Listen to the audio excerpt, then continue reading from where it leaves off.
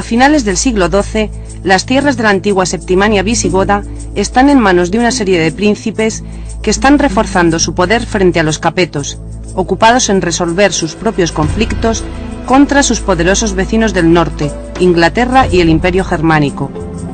La posesión de estas tierras se divide entre los Plantagenet, señores de Aquitania, el rey de Aragón, los Trencabel, vizcondes de Béziers y Carcassona, y los condes de Tolosa.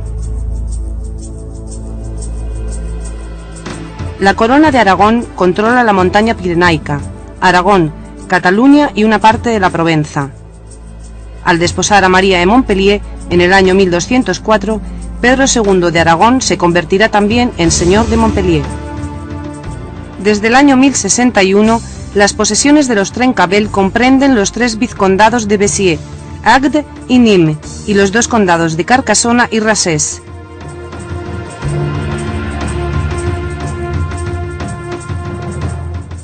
Todos ellos están cercados por las tierras de sus poderosos vecinos, la corona de Aragón y los Saint-Gilles, sus señores, que controlan un vasto territorio que se extiende desde la Genée hasta el marquesado de Provenza, y que comprende el ducado de Narbona, el condado de Foix y las regiones de Quercy, Tolosa, Rouergue y Vivar.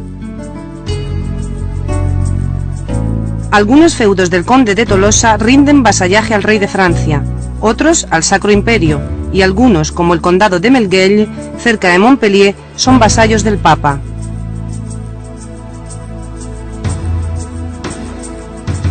Estas tierras del sur son también las de los trovadores, que en lengua oc cantan la fin amor, el amor cortés, y celebran la parage, es decir, la igualdad de oportunidades para todos los corazones nobles.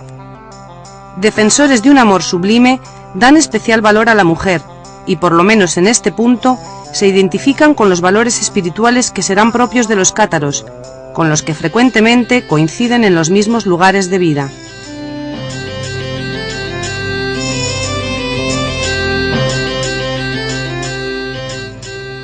El poder se encarna en la realidad de ciudades importantes como Tolosa, manifestándose a través de instituciones municipales cuyos privilegios son celosamente protegidos.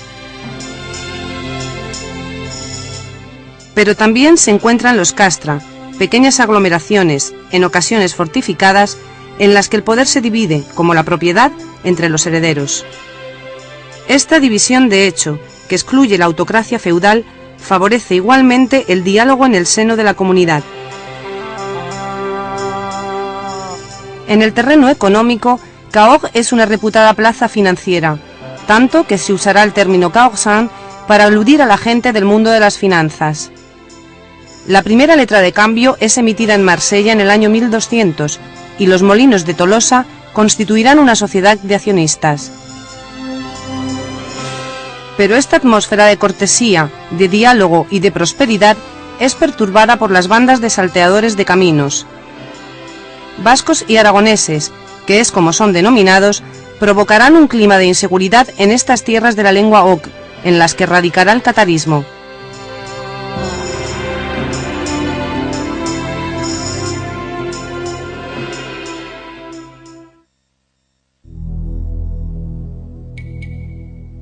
Desde los primeros siglos de su existencia, la Iglesia ha debido afrontar la aparición de diversas herejías.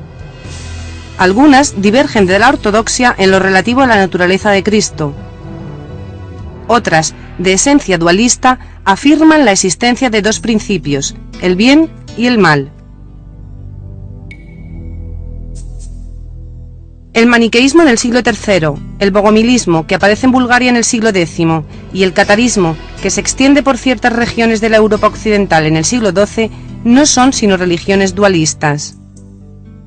Todas estas herejías fueron condenadas por la Iglesia, y sus defensores anatematizados, excomulgados y en ocasiones conducidos a la hoguera. En 1163, en Colonia, fueron quemados vivos 5 herejes. Egbert de Soissons, canónigo de la catedral, escribiría: estos herejes no han dudado en autodenominarse cátaros, es decir, puros. Pero los cátaros no solo se encuentran en Alemania, sino también en Flandes, Champaña, Borgoña Italia y en las posesiones de los condes de Tolosa y de los Trencabel. En estas tierras, si bien lejos de ser mayoritarios, se encuentran perfectamente integrados en una sociedad tolerante, beneficiándose en ocasiones del sustento y de la protección de la nobleza y la burguesía. Para extirpar la herejía de las tierras de Oc, la Iglesia pondrá en práctica un dispositivo de represión sin precedentes, convocará 2 cruzadas e instituirá un tribunal de excepción, la Inquisición.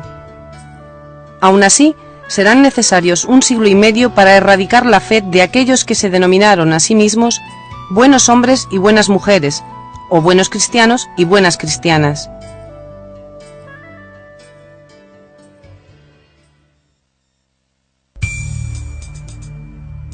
La religión cátara se conoce gracias a las relaciones de los interrogatorios de la Inquisición y a los tratados destinados a refutar su doctrina.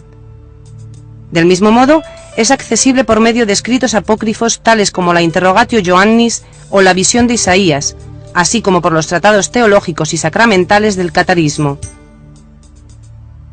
Finalmente, han de tenerse en cuenta también los evangelios, pues estos constituyen su referencia permanente, ya que el catarismo no es sino un cristianismo dualista. Frente a la Iglesia de Roma, que ellos consideran descarriada y que denominan la Iglesia de los Lobos, los cátaros creen encarnar la verdadera Iglesia de Dios. Para ellos existen 2 creaciones, la del bien, obra de Dios, y la del mal, la de la nada, la del mundo visible y el tiempo. Estas 2 creaciones o principios se funden en el ser humano. Su alma inmortal está encerrada en la prisión carnal que constituye el cuerpo. Consideran que Cristo no vino a la tierra para lavar el pecado original, sino para revelar a los hombres la vía de liberación que permitirá a las almas, desviadas por el principio del mal, volver al reino de Dios. Esta vía de liberación no es otra que el bautismo por el Espíritu, el único sacramento practicado por los cátaros, el que Jesús concedió a los apóstoles. El Padre Nuestro es la única plegaria que rezan los cátaros. Rechazan la Eucaristía y la cruz, expresión y símbolo de un suplicio que consideran supuesto. Igualmente, refutan el principio del libre albedrío. El hombre no puede elegir entre el bien y el mal, y por lo mismo, todas las almas están llamadas a conocer algún día la salvación eterna. Para ello, las almas deben estar puras, liberadas del mal por medio del bautismo. Si no lo están o no lo están lo suficiente, se reencarnarán en una nueva túnica de piel. Para los cátaros, los verdaderos pecados son aquellos que conciernen al alma, aquellos que Cristo condenó en el Sermón de la Montaña: asesinato, adulterio, robo, perjurio y blasfemia. Sin autoridad suprema, la Iglesia cátara tiene unas estructuras flexibles. Está organizada en episcopados, circunscripciones geográficas, cada uno de los cuales está dirigido por un obispo. Cada obispo está asistido por un hijo mayor, su sucesor designado, y un hijo menor, que a su vez es el futuro sucesor del mayor. El obispo es un perfecto entre los perfectos, designado por sus pares. El perfecto o buen cristiano ha recibido el bautismo, el consolament, y por ello se ha comprometido a no caer jamás en el pecado. Así, se ha convertido en clérigo de la Iglesia cátara y puede, a su vez, prodigar el consolament. El buen cristiano ha hecho también votos de orden monástico. No puede ingerir alimentos de origen animal, salvo el pescado. Está obligado a ayunar y debe abstenerse de toda relación sexual. Del mismo modo, ha de vivir en comunidad y, de hecho, ha de desplazarse acompañado de sus socios, otro perfecto. El buen cristiano debe trabajar, desarrollando alguna actividad en los talleres de que dispone cada casa cátara. Existen también mujeres perfectas, cuya vida es más sedentaria. En sus casas educan a las jóvenes y dan refugio a las mujeres que se encuentran solas. La masa de fieles se compone de creyentes, laicos que se encuentran todavía sometidos al principio del mal, al pecado, y que tratan de acercarse al estado de pureza de los perfectos. A su muerte recibirán el consolament del moribundo, ritual que les permitirá esperar un buen fin, es decir, conseguir la reencarnación del alma en un cuerpo más apto mediante el cual obtener una nueva oportunidad de salvación. El contacto carnal es pecado mortal para el perfecto y está igualmente condenado en el matrimonio y fuera de él. Pero en tanto que pecado cometido por el simple creyente, aún sometido al principio del mal, se beneficia de circunstancias atenuantes. Se trata, en efecto, de un mal necesario, pues proporciona nuevos cuerpos para las almas en busca de reencarnación. Los creyentes asisten a las prédicas de los perfectos y les presentan sus respetos mediante el mellorament o mejoramiento, práctica que incluye 3 reverencias o genuflexiones y que constituye, al tiempo, una solicitud de bendición. A menudo, perfectos y creyentes comparten la comida. En estas ocasiones, los buenos hombres bendicen el pan, que convertido así en pan supersubstancial, es símbolo del alimento espiritual y se distribuye entre los comensales. Otro rito cátaro es el aparellament, confesión pública a la cual se somete una comunidad cátara. El beso de la paz clausura las ceremonias, se intercambia entre los perfectos y los creyentes y remarca la comunidad de espíritu de la asamblea. De esta religión que hace gala de su desprecio por el mundo terrenal, apenas si se han conservado vestigios materiales. Ninguna iglesia, ninguna imagen, solamente algunos símbolos aislados, de difícil interpretación, que jalonan el espacio en que arraigó antes de ser perseguida.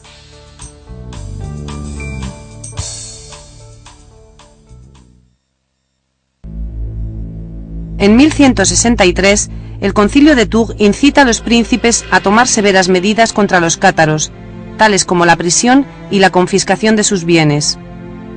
Pero en Occitania no se cierran las puertas al diálogo. Así, en 1165 los cátaros, llamados desde entonces albigenses, son invitados a tomar parte en una asamblea de prelados católicos convocada en Lombergs, cerca de Albi. Presidida por el obispo de Lodève, la asamblea cuenta también con la presencia de Raimundo Trencavel y la condesa de Tolosa. La herejía progresa y se organiza en el concilio cátaro de San Félix de Caraman, celebrado en 1167 en presencia del patriarca Nicetas de Constantinopla, obispo bogomilista, y de Marco, representante de la comunidad lombarda. Este concilio precisa las áreas geográficas de los obispados de Agen, Tolosa, Albi y Carcassona.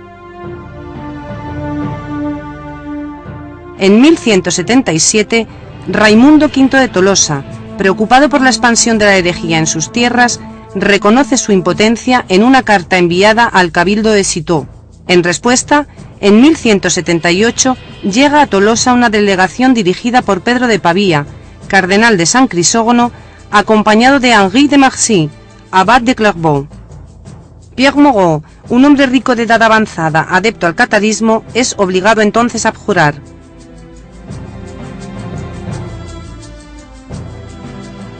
Un año después, el Tercer Concilio de Letrán decide recurrir al brazo secular, anunciando el inicio de la represión en tierras occitanas. En 1181, ya convertido en cardenal de Albano, Henri de Marcy regresa a Lauragais a la cabeza de una pequeña tropa para asediar La Bourg. Allí se hace entregar 2 cátaros, entre ellos el obispo de la iglesia de Tolosa, que son obligados a abjurar. Durante cerca de 20 años, las querellas doctrinales parecen remitir, aunque el decreto de Verona de 1184 supone un nuevo azote contra las herejías e invita al clero local a perseguirlas. Pero es el advenimiento del Papa Inocencio III el que marca la reanudación de la lucha sistemática contra el catarismo. Tras un llamamiento dirigido al arzobispo de Auch y ante la escasa colaboración de este y del clero local, el pontífice envía legados a Languedoc y firma en 1199 la Decretal de Viterbo, que ratifica jurídicamente el principio de expropiación de los tras otro títulos y tierras, convirtiéndose en desposeídos, es decir, en faillits. Tras los 6 primeros meses de 1211, Raimundo VI se encuentra completamente aislado. En efecto, en enero de dicho año, una conferencia reúne en Narbona y después en Montpellier a los legados del Papa, Arnaud Amaury, Thedis, Raimundo d'Uzès, los señores del Mediodía y Simón de Montfort. En esta ocasión, Pedro II se hace garante de la neutralidad del conde de Foix y termina por aceptar el homenaje de Montfort, concertando el matrimonio de su hijo Jacques con Amicie, la hija del jefe de la cruzada. Raimundo VI, indignado, rechaza las inaceptables condiciones que los legados quieren imponerle. Será excomulgado el 6 de febrero, estado en el que permanecerá hasta su muerte.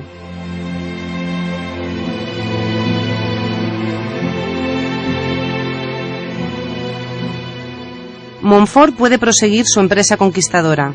En marzo se hace dueño, sin combate, del castillo de Cabaret.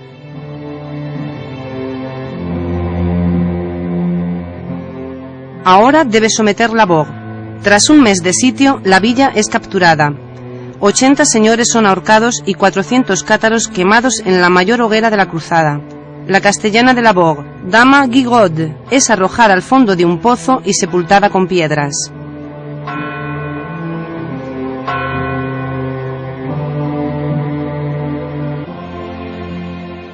Algunos días más tarde, Puylaurens es ocupado y unos 60 cátaros son quemados en el burgo de Cassés. En mayo, Balduino, el hermano de Raimundo VI, entrega la plaza de Montferrand a Montfort. Esta traición se explica por la fragilidad de los lazos que unían a los dos hermanos. Mal dotado en tanto que segundogénito, Balduino jamás dio prueba de entusiasmo por la causa occitana. Raimundo VI nunca le perdonará y le hará ahorcar sin piedad en Montauban el 17 de febrero de 1214. En los albores del verano de 1211, los cruzados parten en campaña al Rouergue y al Albigeois. Rebastans, Gaillac, Puiselcy y Saint-Antonin abren sus puertas. Bruniquel, donde se encuentra Raimundo VI, pasa al campo cruzado y Montfort dona el castillo a Balduino. El 17 de junio de 1211, Montfort asedia Tolosa por primera vez, pero fracasa. Tras una incursión sobre Foix, parte en peregrinación a Rocamadour, no sin antes pasar por Cahors, su nuevo feudo.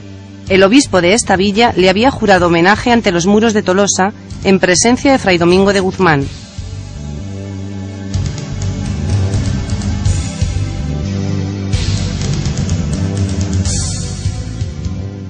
Mientras Raimundo VI y sus vasallos reúnen una tropa en Lauragais, Montfort se recluye en Castelnaudary. La batalla, en septiembre de 1211, es de resultado dudoso, pero cada bando reivindica la victoria. Montfort pasa la Navidad en Castres, antes de comenzar la campaña de 1212, porque ninguna plaza es conquistada de modo definitivo. Caussac, Gaillac, Rabastens y Montaigu caen o recaen en marzo. En abril y mayo les llega el turno a Hautpoul, Puylaurens, Saint-Marcel, La Guépie y Saint-Antonin. Durante el verano, los cruzados se apoderan también de Penn-d'Agenais y Bigon, en el Perigord. La toma de Moissac, en Quercy, tiene lugar en este momento.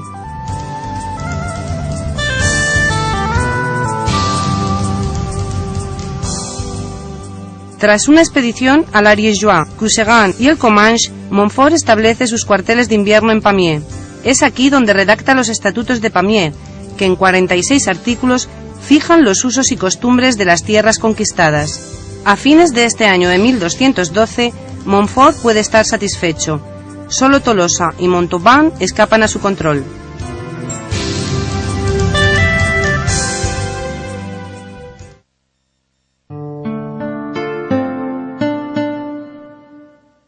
Raimundo VI parte a Aragón para solicitar el apoyo de Pedro II, su cuñado. Este último, reciente y flamante vencedor de los almohades en la batalla de las Navas de Tolosa, el 12 de julio de 1212, convence al Papa para poner fin a la cruzada. Pero en enero de 1213, en el concilio de la Bourg, el partido de los halcones bloquea el proceso de paz. Así, Pedro II extiende su protección real a las posesiones norpirenaicas de los condes de Tolosa, Comminges y Foix, así como sobre el vizcondado de Béarn, constituyendo de este modo un vasto estado mediterráneo, desde el Ebro hasta más allá del Ródano. Esta soberanía comporta una ayuda militar. Las tropas de Pedro II se unen ahora a las de sus vasallos ante Muret, ocupada por los cruzados. El 12 de septiembre de 1213, los dos bandos se enfrentan en una batalla en la que los occitanos cuentan con una gran superioridad numérica. Pero Pedro II encuentra la muerte durante el combate, y su desaparición marca el inicio de la derrota occitana. Tras la batalla de Muret, la situación se torna confusa. Raimundo VI se refugia en Inglaterra. Pese a ello, Montfort no invade Tolosa, que estaba a su alcance, sino que parte a sofocar los tumultos que han estallado en Provenza.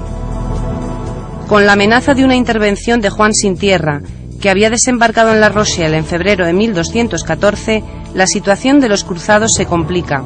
Se necesitará toda la habilidad del nuevo legado pontificio, Pedro de Benevento, para obtener la sumisión a la Iglesia de los condes de Comminges y de Foix, que se producirá en virtud de los juramentos de Narbona en abril de 1214. De regreso a sus tierras, Raimundo VI se verá forzado a plegarse.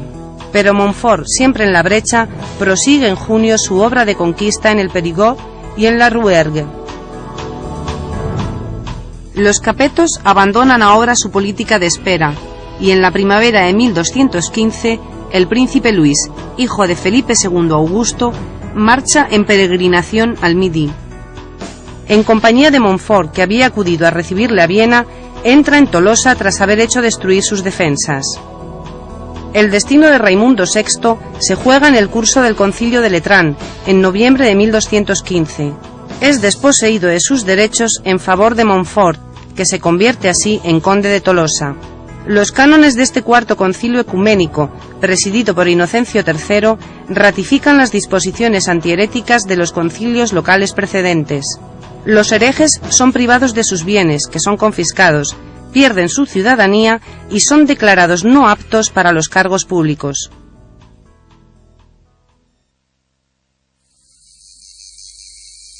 El retorno de los Raimundos, padre e hijo, que desembarcan en Marsella en enero de 1216 para encontrarse en Aviñón, hace nacer en toda la Provenza un sentimiento de esperanza, reanimando así el patriotismo occitano. Mientras que Simón de Montfort se hace confirmar su título de conde de Tolosa en París ante Felipe II Augusto y Raimundo VI recluta tropas en Aragón, Raimundet entra exultante en Beaucaire, donde una guarnición cruzada, atrincherada en la ciudadela, se niega a rendirse. Simón de Montfort desciende de París a galope tendido, pero fracasa ante Beaucaire, donde recibe la noticia de la muerte de Inocencio III.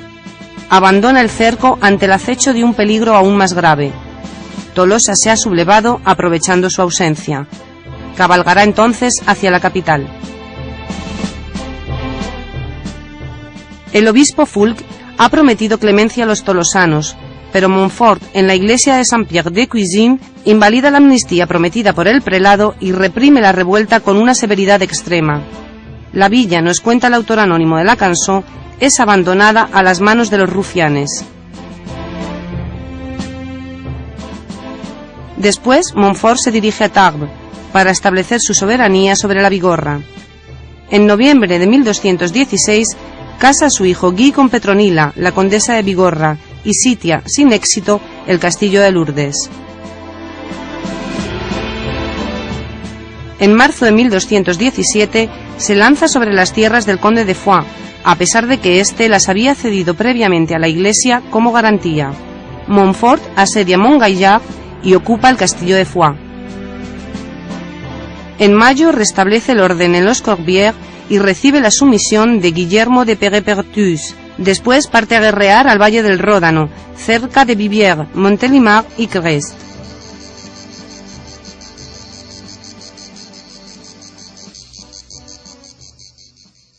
Durante su ausencia, en el mes de septiembre, los señores del Midi, Raimundo VI de Tolosa, Roger Bernard de Foix y Bernard de Comminges, se encuentran en Saint-Lizier y deciden unir sus fuerzas contra los franceses. Raimundo VI entra en Tolosa por el vado de Basacle, el 13 de septiembre de 1217, siendo aclamado por todos los tolosanos que se presentan ante su señor. Defiende la villa y confirma el consulado que Simón de Montfort había intentado abolir. Este último, que había regresado rápidamente, llega a comienzos de octubre al campo cruzado, situado a los pies de los muros de la fortaleza. Comienza el segundo cerco de Tolosa, que durará 10 meses. A fines de mayo de 1218, Raimundo VI designa como heredero a su hijo, el joven Raimundo, que entrará en Tolosa algunos días después. Durante este tiempo, los ataques son terribles, pero la ciudad resiste. La apuesta es alta. Montfort ha jurado reconquistar Tolosa o morir bajo sus muros. El 25 de junio de 1218, la lucha es encarnizada, y Guy de Montfort, el hermano de Simón, es herido por una ballesta. Montfort acude junto a él. Desde lo alto de las murallas, un grupo de mujeres dispara una catapulta contra los cruzados. Una piedra golpea el brillante yelmo de Montfort, rompiéndole el cráneo. Simón se derrumba. Un canto se eleva en Tolosa. Montfort ha muerto. Viva Tolosa gloriosa y poderosa. Tornan la pace y el honor.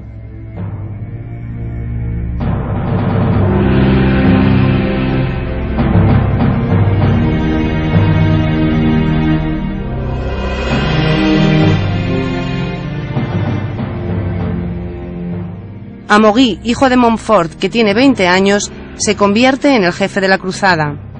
Tras un último combate de los cruzados, el sitio de Tolosa es levantado el 25 de julio de 1218. Montfort es enterrado en Carcassona. Para el bando occitano, en el que se afirma la autoridad de Raimundo el Joven, ha llegado la hora de la reconquista. El conde de Comminges, Bernardo IV, derrota a los cruzados en Meylan. Raimundo VI restablece su poder sobre la Genée, el Quercy, el Rouergue y el Bajo Languedoc. A comienzos de 1219, en Bachiège, en una ordenada batalla, los meridionales vencen a los franceses. El Papa Honorio III persuade finalmente a Felipe II Augusto para que envíe a su hijo en ayuda de la cruzada. El príncipe Luis se reúne con Amaury de Montfort el 3 de junio de 1219 en Marmande, que es saqueada. Después asedia Tolosa, pero una vez cumplido el servicio de su hueste, levanta el campamento y parte. Amaury de Montfort ve cómo se desmorona el dominio conquistado por su padre. Para salvarlo, se lo ofrece al rey de Francia, pero este no reacciona, como tampoco lo hará algún tiempo después ante la carta de sumisión que le envía en junio de 1222 el futuro Raimundo VII, 2 meses antes de la muerte de su padre.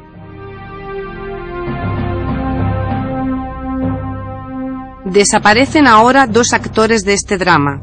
Raimundo Roger de Foix, en marzo de 1223, tras haber liberado Mirepoix, y Felipe II Augusto, el 14 de julio. En enero de 1224, el armisticio de Carcassona ratifica la derrota de Montfort. El joven Trencavel, hijo de Raimundo Roger de Trencavel, muerto en las prisiones de Carcassona en noviembre de 1209, regresa del exilio y recobra su feudo durante unos años.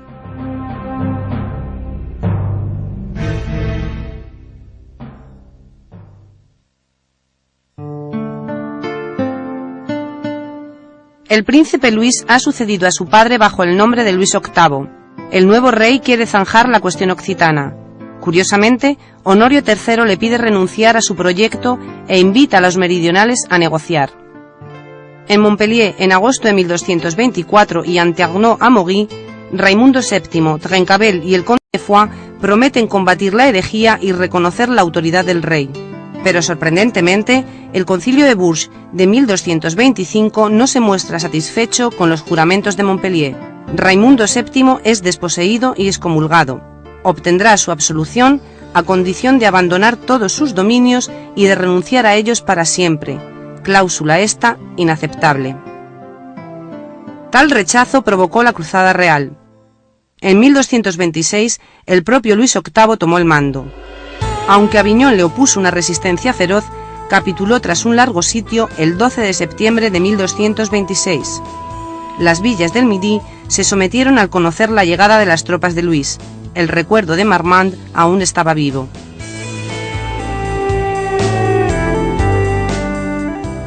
En el momento en que se inicia la Cruzada Real, la iglesia cátara está bien implantada en el Languedoc.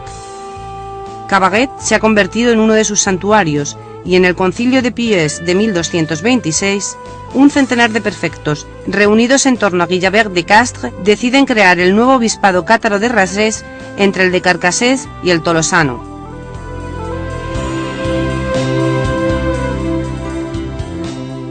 Pero los cátaros debían pagar siempre el precio de la sangre, y durante la Cruzada Real, Pierre Isarn, obispo cátaro de Carcassona, es capturado por el senescal de Beaujeu y quemado vivo en Caen en presencia del rey. Este último, enfermo, renuncia a atacar directamente Tolosa y decide volver a la isla de Francia por el macizo central. Muere en Montpensier el 8 de noviembre de 1226. No tenía más que 39 años. Al punto su hijo, el futuro Luis IX, es consagrado en Reims, aunque su madre, Blanca de Castilla, será la regente. En Languedoc, los focos de resistencia se mantienen todavía, como en Limoux, donde han encontrado refugio el conde de Foix y Trencabel, ambos excomulgados. Durante el verano de 1227, el ejército real conducido por Humbert de Beaujeu masacra la población de la Bessette.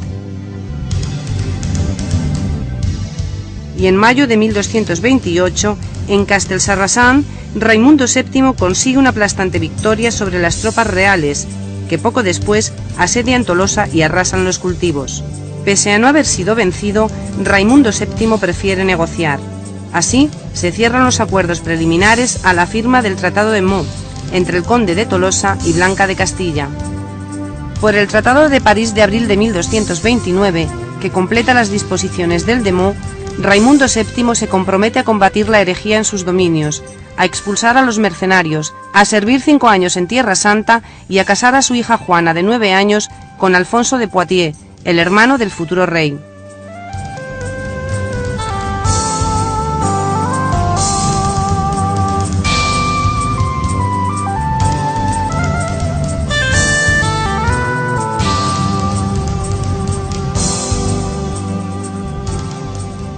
Además, pierde 2/3 de sus estados y debe hacer penitencia ante Notre Dame.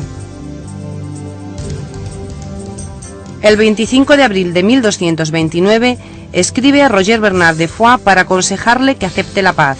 Es un auténtico ejército cruzado el que se encuentra el conde de Foix en Saint-Jean-de-Verge el 16 de junio de 1229. Debe aceptar someterse. El Languedoc conoce desde entonces la denominada paz de la Iglesia y del rey.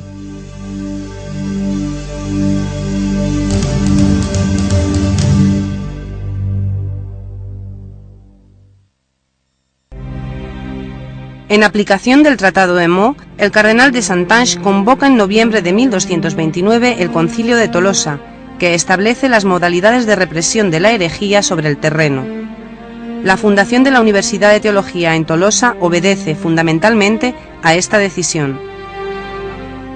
Por su parte, Raimundo VII persigue sus objetivos: recuperar sus bienes y títulos, asegurar la continuidad de su dinastía y dar una sepultura cristiana a su padre. Pero el poder religioso le reprocha continuamente su tibieza en la lucha contra los herejes. Debe dar muestras de buena voluntad y por ello, el 20 de abril de 1233 promulga en Tolosa un edicto contra los cátaros. En este mismo año, el Papa Gregorio IX confía a los hermanos predicadores la dirección de la Inquisición, hasta la fecha en manos de los obispos. Los excesos cometidos por sus tribunales le valen la firme y declarada oposición de Raimundo VII, así como la hostilidad de poblaciones como Albi, Narbona, Cordes y sobre todo Tolosa.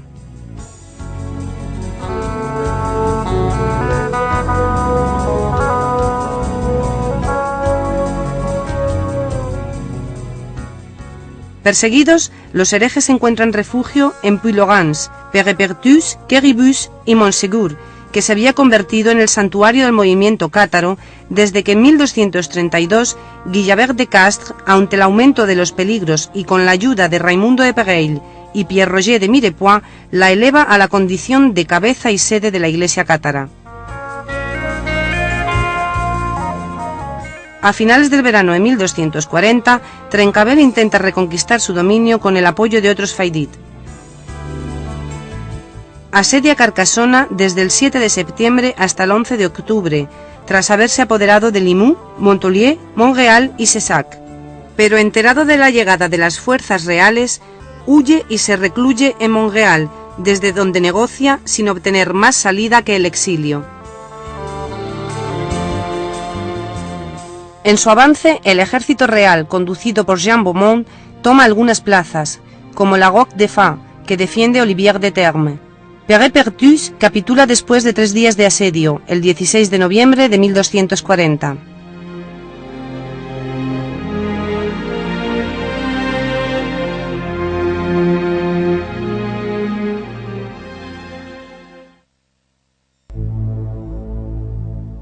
Raimundo VII no ayuda a Trencavel, pero tampoco colabora, por supuesto, con Luis IX, quien le reprocha su actitud.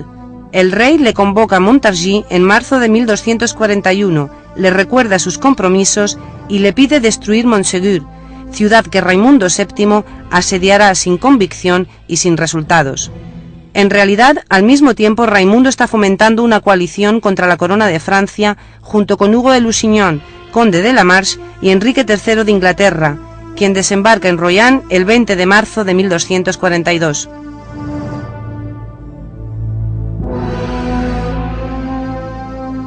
En la noche del 28 al 29 de mayo, en Avignonet, el inquisidor Guillermo Arnaud y 11 dominicos y franciscanos son asesinados por un comando de Faidit procedente de Montségur.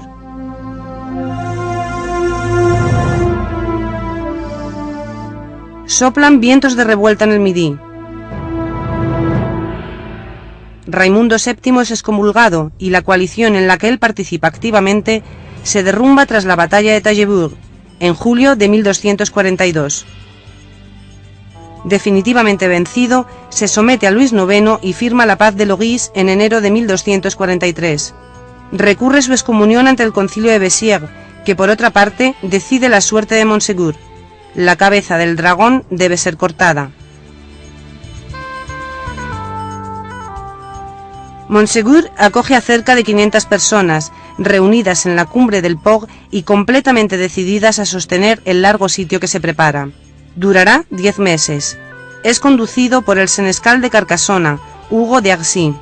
El monte seguro resiste, hasta que un pequeño grupo de vascos escala, de noche, la roca de la torre, toma la posición e instala sus catapultas. Desde entonces, la situación de los asediados se torna insostenible, y el 2 de marzo de 1244, Montségur capitula. El último foco de resistencia frente a los cruzados franceses ha caído. Tras una tregua de 15 días, los cátaros que se niegan a abjurar de su fe son condenados, y el 16 de marzo, más de 200 de ellos mueren en una hoguera levantada al pie del Po.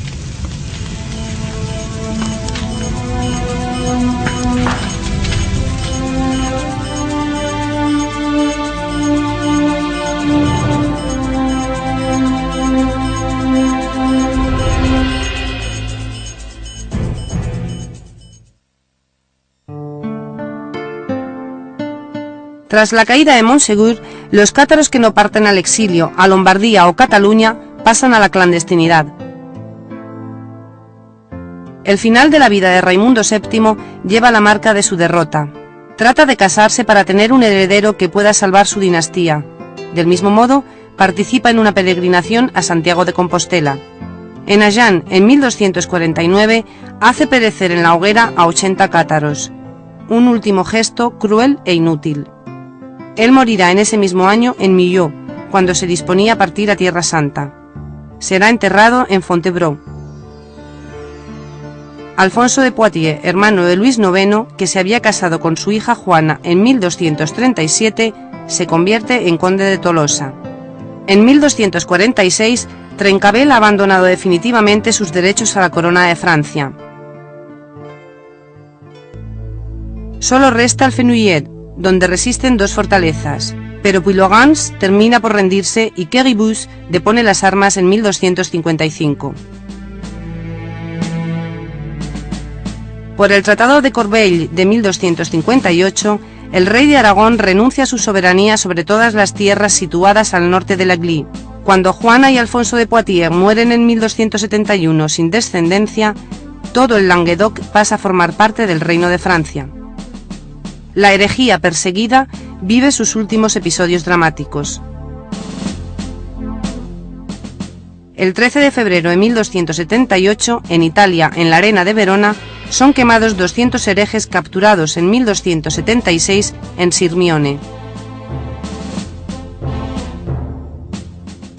En Languedoc, a partir de 1284, la Inquisición persigue a los herejes en Cordes, Albi y Carcassona.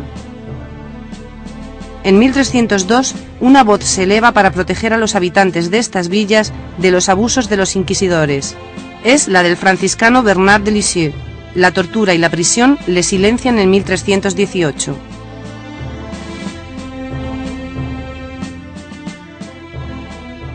En 1296, Pierre Gautier, notario en Nas-le-Terme, y su hermano Guillaume partieron al Piamonte para hacerse ordenar buenos cristianos. De regreso, ambos predicaron y consolaron por los caminos de Rassés y Sabartés, especialmente en Arques y Montaigu. Pero la Inquisición continuaba su siniestra labor. En 1305, 10 habitantes de Arques, asustados, se presentan ante Clemente V en Lyon, para abjurar y obtener su perdón. En 1309 se organiza una expedición contra los cátaros en Montaigu, donde numerosos habitantes serán interrogados entre 1318 y 1324 por el obispo de Pamiers, Jacques Fournier, futuro Papa Benedicto XII.